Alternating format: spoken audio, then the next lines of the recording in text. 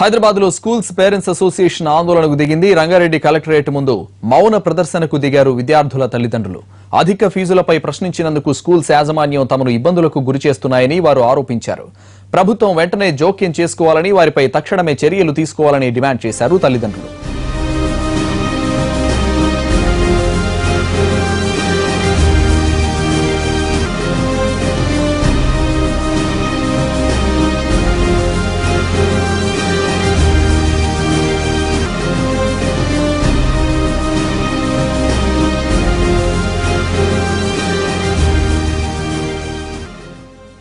విద్యా సంవత్సరం ప్రారంభించి 3వ నెల కావస్తుంది. రాష్ట్రంలో ప్రైవేటు కార్పొరేట్ విద్యాలయాల దోపిడీ, దాష్టీకం, దౌర్జన్యం, రౌడీయిజం నానాటికి పెరుగుతుందే తప్ప తరగటం లేదు. తల్లిదండ్రుల వైపు నుంచి మేనేజ్మెంట్స్కి కానీ, గవర్నమెంట్కి కానీ, డిఈఓ, కలెక్టర్ కానీ ఎవరికి మొరపెట్టుకున్నా కానీ వినేటటువంటి దిక్కు దివాణం లేకుండా రాష్ట్రం పోయింది. ఒక స్కూల్ ఫీ రెగ్యులేషన్ కమిటీ తెండి అని గత ఒక 6 నెలలుగా మేము ట్రై చేస్తున్నాము, ఎన్నో మూవ్మెంట్స్ చేస్తున్నాము, మీరే సాక్ష్యము.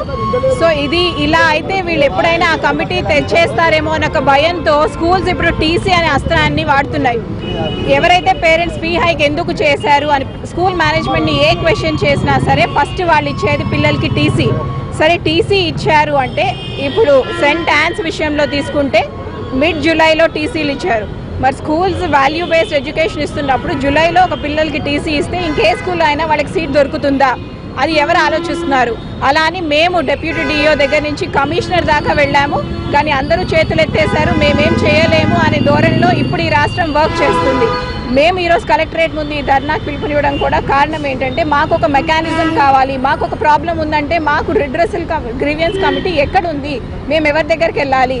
పేరెంట్స్ మమ్మల్ని అప్రోచ్ అవుతున్నారు, కానీ మేము వాళ్ళకి డైరెక్ట్గా we don't have an authority to talk to managements.